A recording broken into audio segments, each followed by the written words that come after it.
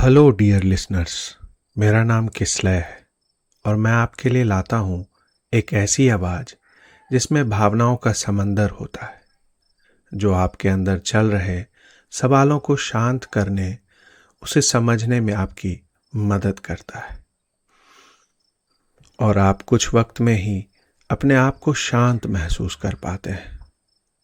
आज का टॉपिक है भावनाएं, जिसे हम अंग्रेजी में इमोशन कहते हैं।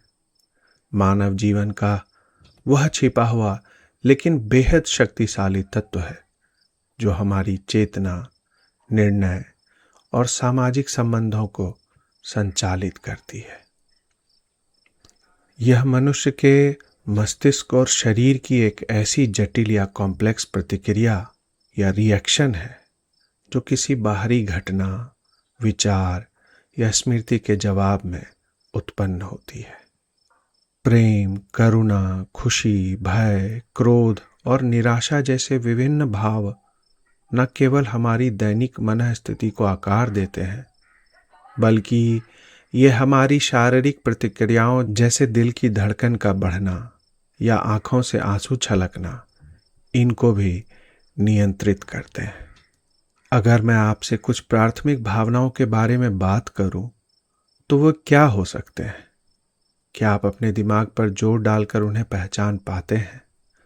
अगर हाँ, तो बहुत अच्छी बात है, और अगर नहीं, तो उससे भी बढ़कर अच्छी बात है, क्योंकि हम मिलकर उन पर बात कर पाएंगे।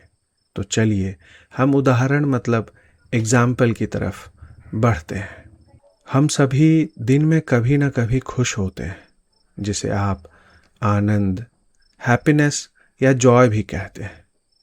उसके बाद दुख, जिसे हम शोक, सैडनेस, सॉरो कह सकते हैं। फिर बात आती है क्रोध या गुस्सा, जिसे हम एंगर कहते हैं।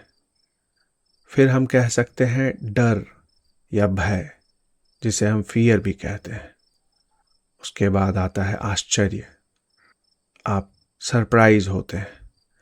घृणा, नफरत, जिसे हम डिस्गस्ट भी कहते हैं।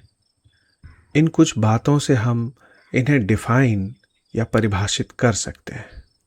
वहीं कॉम्प्लेक्स और सोशल इमोशंस मतलब जटिल और सामाजिक भावनाओं की अगर बात करें, तो वे क्या हो सकते हैं? प्रेम, जिसे हम लव या अफेक्शन कहते हैं। ईर्ष्या, जलन, जिसे हम इन्वी या जेलसी कहते हैं।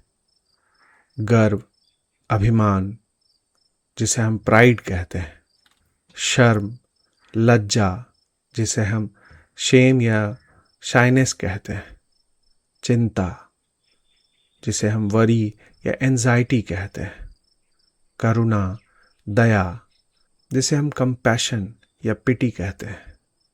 कृतज्ञता, ग्रेटिट्यूड, उत्साह, एंथुजियाज्म, एक्साइटमेंट। इन सब के माध्यम से हम कॉम्प्लेक्स इमोशन, सोशल इमोशंस को डिफाइन कर सकते हैं। तो दोस्तों, आज के लिए इतना ही। हम 2 दिन बाद आपसे फिर बात करेंगे।